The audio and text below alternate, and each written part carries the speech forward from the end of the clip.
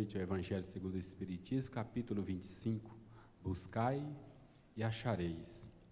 E é com muita alegria que nós recebemos a nossa companheira de trabalho aqui, Marisley Espíndola Brasileiro, que fará o comentário desse estudo.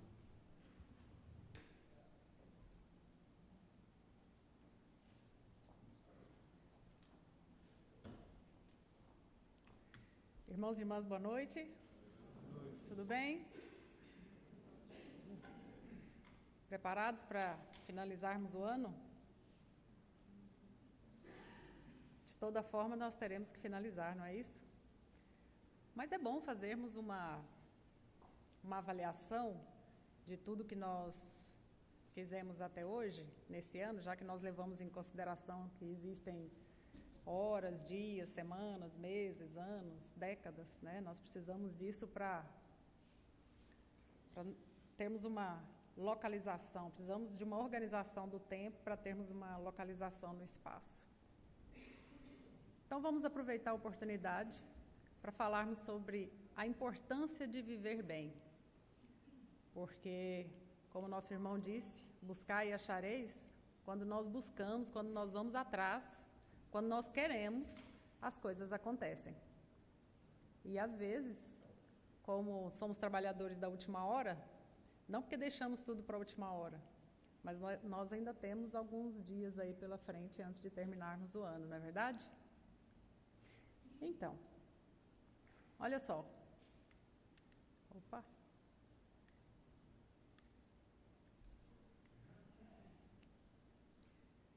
Vamos começar com algumas perguntas para ver se nós entendemos algumas questões, não questões existenciais, mas questões que às vezes nós nos questionamos.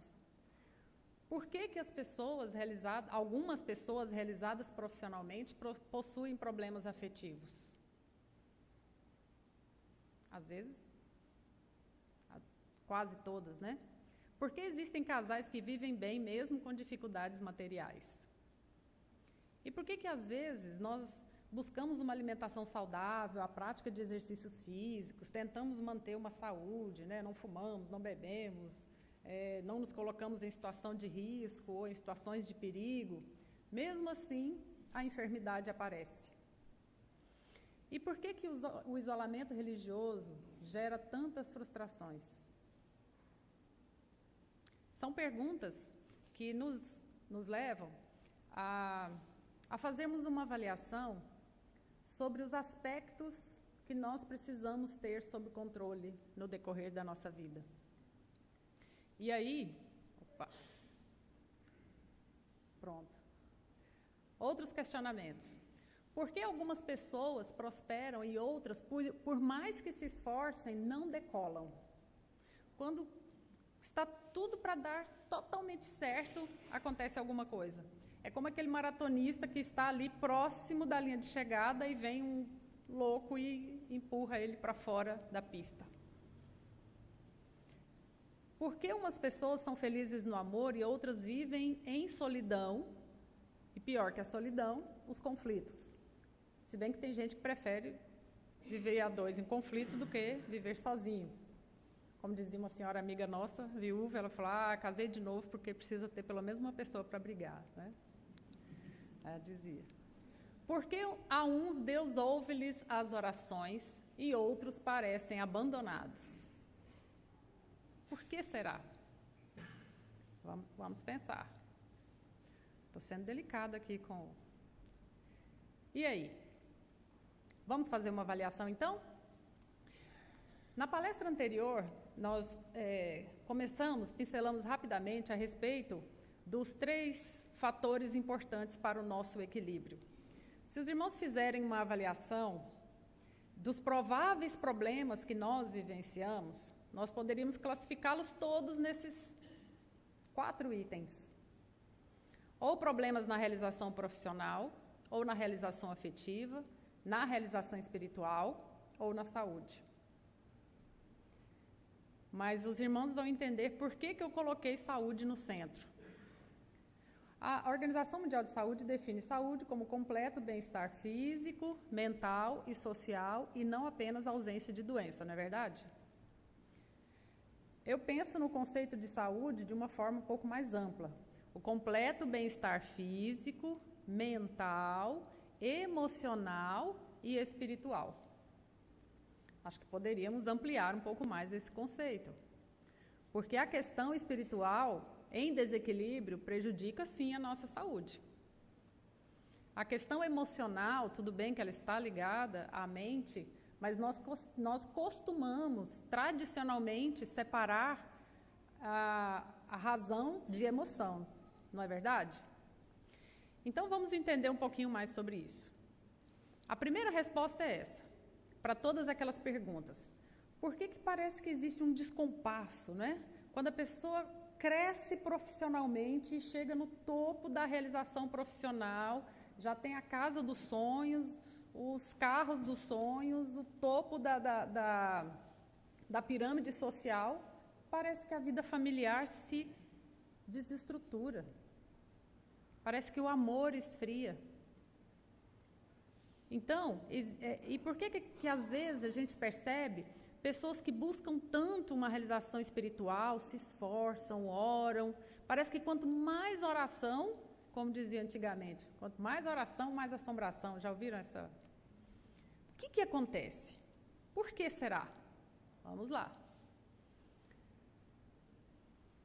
Vamos buscar na matemática uma tentativa de resposta. Quem se lembra lá na quinta ou sexta série, quando viram um triângulo pela primeira vez? Claro que esse não é o isósceles, né? Com todos os lados. Lembram de Pitágoras, quando ele falava que a soma dos quadrados dos catetos é igual ao quadrado da hipotenusa? Lembram disso? Mais ou menos, né? Também não é possível. Só que, se eu tiver algum matemático aí, pode me corrigir. Fala, não é assim não. Ou então os vestibulandos aí, né? São mais inteligentes que todos nós. Olha só. Aí, observando essa conta, eu coloquei 3 de um lado, 4 do outro nos catetos, mas e se eu tirar os quadrados? Não tem quadrados nos 3? Não tem quadrados nos catetos e na hipotenusa? Mas se eu tirar os quadrados, eu posso somar 3 mais 4? Daria 5. Mas, na verdade, dá 7, não é? Está esquisito, não está? Mas é esquisito. Vamos lá. 3 mais 4 são 7. E aí não dá o resultado, não é isso? E se eu me desdobrar? Olha lá. 3 ao quadrado, mais 4 ao quadrado, mais 5 ao quadrado, eu tenho o resultado, ou seja, 3 vezes 3, 9, 4 vezes 4, 16, 9 mais 16 dá 25. Por que somando assim dá o resultado e somando da outra forma eu não tenho? A Pitágoras deve ter explicado isso direitinho. E isso é a base de toda a engenharia. Só estou utilizando esse exemplo pela simples frase de que se nós não estivermos em equilíbrio naqueles 3 fatores, basta nós nos colocarmos ao quadrado. E ao quadrado a gente chama de potência, não é? O que é a potência? É força extra, é ânimo, é força de vontade, é colocar o espírito à frente. Nossa irmã Emília acabou de nos explicar o que é matéria. Na escola a gente aprende que matéria é tudo que ocupa lugar no espaço e tem massa, não é mais ou menos isso? Mas matéria, para nós, é outra coisa.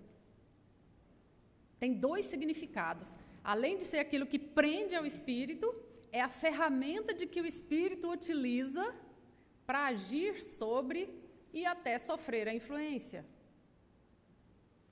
Então, se nós nos desdobrarmos, fazermos um esforço extra, nós conseguimos resolver as problemáticas que estão envolvidas nessas 3 situações. Tá, eu acho que eu exagerei um pouquinho, né, indo atrás de Pitágoras, mas é que eu precisava entender por que a soma dos quadrados dos catetos é igual ao quadrado da hipotenusa. O professor devia ter me explicado isso, né? Na época, antes de fazer o ensino médio. Teria entendido melhor. Muito bem. Vamos ver, então, como é que nós fazemos para encontrar o equilíbrio em cada uma dessas áreas e fazermos uma análise desse processo. Veja bem, a primeira das realizações que nós temos na vida é a realização afetiva. É o amor materno, é o afeto, é o equilíbrio familiar, é a sensação de que nós somos um ser extremamente frágil e ao mesmo tempo forte, porque nós temos potencial.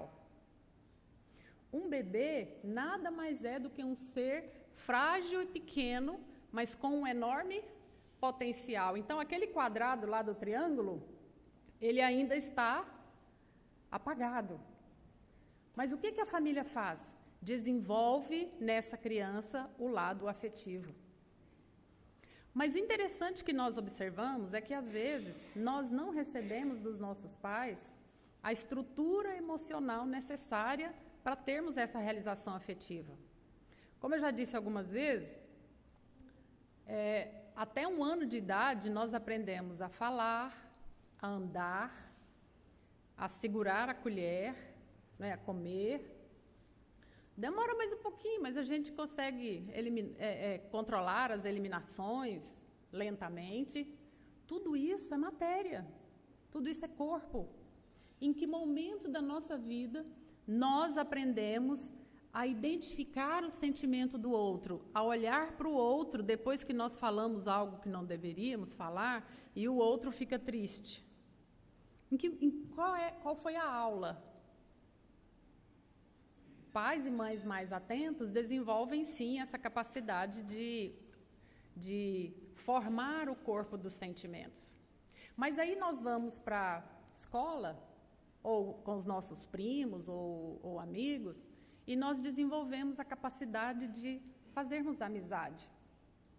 A amizade, ela é a semente do amor. Nós não conseguimos amar se nós não formos amigos. Os casamentos que mais duram, os relacionamentos que mais duram, são aqueles em que os casais são, acima de tudo, amigos, companheiros. Eles conseguem, mesmo depois de 20, 30 anos, rirem juntos assim do nada. Um olha para a cara do outro e ri do nada. Mas tem que ter cuidado, né? Também pode ser que a risada seja por outra coisa. Uma crítica. Então, a amizade, o arcabouço do amor, não se estrutura se não tiver a semente da amizade, do companheirismo. Então, essa realização afetiva vem dessa amizade. Por isso que o amor à humanidade, que é aquele amor que o indivíduo tem, não apenas por uma pessoa que o serve, ou que a serve, ou que cuida, mas um amor por toda a humanidade, por todas as pessoas. Esse sim é um amor diferenciado e um pouco mais raro, difícil de encontrar. Com a realização afetiva, nós conseguimos desenvolver a nossa capacidade de conviver com os outros. Mas só essa realização não é suficiente. Não é. Nós precisamos de outras realizações, como, por exemplo, a realização profissional. É no estudo, no trabalho, na força física e na força intelectual que nós nos sustentamos, que nós construímos a estrutura mental que nós precisamos para enfrentarmos o mundo no dia a dia, para nos tornarmos independentes e sermos pessoas capazes de não só trazer o próprio sustento, mas contribuir com a sociedade para que o todo seja favorecido. No trabalho, no estudo, nós podemos, com a amizade lá da realização afetiva, sermos colaboradores. Interessante que existem, então, as pessoas que crescem profissionalmente, mas se esquecem de trabalhar o lado da afetividade e se transformam em pessoas altamente competentes naquilo que fazem, mas totalmente incompetentes emocionalmente, afetivamente. E pode acontecer o contrário também, é uma pessoa amorosa, querida, que doa de si, mas não consegue pagar as próprias contas. Por quê? Não buscou também a realização profissional. Observem que as potencialidades podem existir em todas essas situações.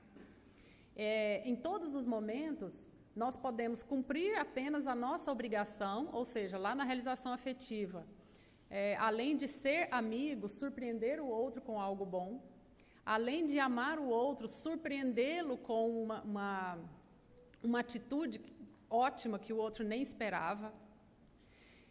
E da mesma forma no estudo, a maioria passa na média, parabéns, cumpriu com a obrigação. Mas que tal se aproximar sempre do 10? Para isso, é necessário um esforço a mais. Costuma-se dizer que das 8 da manhã às 18, a maioria trabalha ou estuda. Agora, se você quiser dar um passo à frente do imenso batalhão que faz sempre as mesmas coisas, é na madrugada e no final de semana. Os vestibulandos não fazem isso? Dia de domingo eu encontro, às vezes, alunos com uniforme de ensino médio, né? Cursinho. O que eles estão fazendo? Colocando o quadrado ali, né? Ou seja, gerando uma potência a mais, porque só aquela energiazinha, não, já tem muita gente com aquela. Eu preciso de um turbo, preciso sair na frente. E sair na frente significa levantar mais cedo. Sair na frente significa ser pontual. E aí, acho que eu já disse aqui, mas vou dizer de novo, eu costumo dizer que espíritos evoluídos e superiores se antecipam. Espíritos atrasados se atrasam. Mas às vezes não é culpa nossa, né? Bom, tudo bem? Imagine então uma pessoa realizada afetivamente e realizada profissionalmente. Que beleza, hein? Já pode alcançar o reino dos céus? Se esse indivíduo não tiver essa terceira realização, que é a espiritual, se em algum momento uma dessas realizações cair, se for traído pelo seu amor, ou se perder o emprego, ele desaba. Porque não tem base, não tem sustentação, entra em depressão, morre ou se mata ou morre, faz uma loucura. Porque falta essa realização espiritual que é desenvolvida assim, ó. Oração constante. A oração constante é se colocar em contato frequente com o Pai. Esse Pai que nos entende, que nos compreende, que nos socorre. É desenvolver a fé, que é a capacidade de entender aquilo que ninguém pode entender e que nem a sua consciência é capaz de explicar. Esse vínculo é capaz de fazer com que você, no momento de traição, ou no momento de desemprego, de dificuldade, de doença, aguente firme e saiba que isso tudo é provisório, que tudo é passageiro. Que a grande felicidade é passageira e que a grande tristeza também é passageira. E que quando você acha que está tudo perdido, é o mundo fechando as portas para Deus abrir uma janela para você enxergar mais longe. E quando você acha que está totalmente sozinho, que não tem ninguém do seu lado, você está sozinho no mundo, você precisa fazer tudo, carregar o mundo nas costas, e você se sente bem pequenininho, você se sente pequeno justamente porque você está no colo do Pai, ou então recebendo uma proteção espiritual imensa. E você consegue captar isso por meio da oração. Mas você só consegue fazer isso se tiver fé. Sem fé, você não lida com o subjetivo, com o abstrato, com o sobrenatural. Não consegue. E a nossa consciência é tão traiçoeira que, às vezes, a própria consciência se critica e diz assim: para com isso é bobagem. Você tem que ir lá e falar para aquele sujeito tudo que ele merecia ouvir, não é? Ele tem que achar um do tamanho dele. Para que isso? Né? Então, às vezes, a nossa oração tem muito mais força contra os inimigos, contra os obstáculos, do que qualquer dedo de carne e osso. E então, como é que a gente pode sintetizar isso? Para nós conseguirmos ter essa saúde que nós queremos, nós precisamos encontrar o equilíbrio dessas 3 hastes. Nem mais e nem menos, nenhuma delas. Porque é na realização profissional, no estudo, no trabalho, que nós desenvolvemos a inteligência. Aquele chefe exigente que te cobra, que acha que você poderia fazer melhor, é esse que te ajuda. É esse que está te tornando, está te tirando da zona de conforto. Aquele indivíduo que entrou na sua vida e que exige de você e que acha que você não dá conta de fazer as coisas, que te acha pequeno, cresça, se esforce, é um desafio. A pessoa que mais te cobra é a pessoa que está ali te empurrando para você andar para frente ou andar mais rápido. A realização afetiva, ela se dá pelo desenvolvimento emocional, pelo equilíbrio dos sentimentos. Sentimento de amor, mas também de ódio. Sentimentos de raiva, mas também de perdão. O perdão é tão complexo que a gente fica preocupado com o sentimento do outro. Às vezes o outro até já esqueceu e a gente continua remoendo aquilo, né? Perdoa, deixa para lá, né? A gente não esquece. Mas às vezes a gente também precisa se perdoar para não adoecer. Às vezes precisa desenvolver mesmo a inteligência para trabalhar dentro do tempo certo, nem de mais e nem de menos. Não, em vez de intercalar correria com folga, por que não trabalhar de forma equilibrada no decorrer do tempo? Existem profissionais que fazem assim. Correm, fazem tudo correndo e depois, só para ficar sentado depois batendo papo. E aí nessa correria erra, se acidenta, faz mal feito, para depois sentar e ficar parado. Por que não faz devagar, com prazer, né? Com tranquilidade, dentro do tempo? É por isso que às vezes a gente adoece, pelos excessos, ou pela falta, pelos extremos. A afetiva é a mesma coisa. Por que nós vamos cobrar perfeição do outro se nós não temos essa perfeição? Briga, para mim, nada mais é do que o imperfeito cobrando perfeição do outro. Já viram? Porque sabe como é que o imperfeito cobra? Você deveria fazer assim, você deveria ter feito daquele jeito, é você. Só que na discussão ele não fala você, ele fala eu, por exemplo, né, usa muito eu. Então, por que não falar assim? Você agiu dessa forma. Poderia ter agido dessa ou dessa. Vamos pensar sobre isso? Vamos conversar sobre isso? E não deixar que na realização afetiva você seja sempre o coitado da história. Sempre aquele que espera a misericórdia humana. Isso é bíblico. Ai daquele que depende da misericórdia humana. Devemos depender da misericórdia divina, que pode tudo, que tem poder para tudo. Agora, depender da misericórdia humana, Esperar que o outro tenha a obrigação de te dar alguma coisa, lamento, é caçar sofrimento. É querer sofrer. Esperar que aquele que você ajudou seja grato, é orgulho. Esperar retorno daquele que você deu um dia, é egoísmo, porque significa que você não deu porque deveria dar, mas você deu porque estava emprestando para depois ter a devolução. Não é? É duro, mas mais ou menos assim. E é na realização religiosa, espiritual, que nós desenvolvemos a intuição, que é aquilo que a razão e a emoção não conseguem captar, não conseguem expressar e nem decodificar. Mas a intuição, aquela coisa, aquela visão de segundos, aquela dica que nós recebemos, às vezes, do nosso anjo da guarda, do nosso espírito protetor, isso é intuição. É um pensamento diferenciado. É a força do pensamento do outro. Não é intuição não é uma telepatia. É a força do pensamento do outro incidindo sobre a nossa energia. E nós conseguimos... Mãe, então, tem uma intuição danada, né? Mãe terrível. Falou, acontece. Então, por que nós vamos exagerar numa dessas três? Vamos dividir bem, um pouquinho para cada. Não levar trabalho para casa. Chegou em casa, é casa.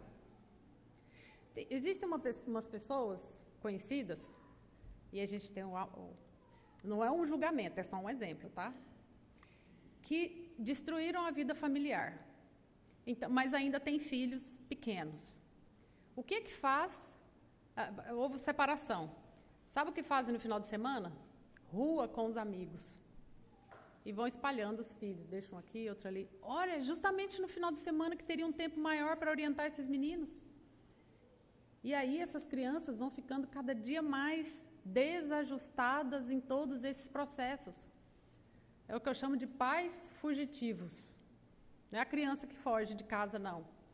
São os pais que fogem de casa, porque não querem assumir o papel de orientadores desse processo. E é difícil, porque essas crianças não conseguem desenvolver esses 33,3% do equilíbrio emocional. Sem a orientação diária, cotidiana, corrige daqui, corrige dali, elogia aqui, não é? Então, olha só, vamos ver o resultado? Se você tem fé, sabe trabalhar com equilíbrio e tem amor, o resultado é saúde. E se você consegue essa saúde, você está em equilíbrio, com isso você consegue amor. E amor às vezes não resolve muitas coisas? Resolve muitas. Amor é senha. Toda vez que nós trabalhamos com amor, nós fazemos bem feito e a prosperidade acontece. E todas as vezes que nós convivemos com uma pessoa e colocamos o sentimento de amor na frente, nós conseguimos conviver bem. E mesmo que os pequenos conflitos aconteçam, eles são resolvidos com o diálogo. A partir desse momento, acho que nós já estamos prontos para fazermos uma avaliação de tudo aquilo que nós passamos no decorrer desse ano e vermos em que momento nós ainda não aperfeiçoamos e que nós precisamos aperfeiçoar para o próximo ano. Um ótimo Natal a todos, que Jesus abençoe, que vocês estejam em família, que consigam cumprir com todas as tarefas desse ano, ou seja, dentro do trabalho, que consigam estar em harmonia com os familiares, ou seja, desenvolvendo o lado afetivo, e que estejam em sintonia com o Pai, em busca da realização espiritual. Muito obrigada, que Deus nos abençoe.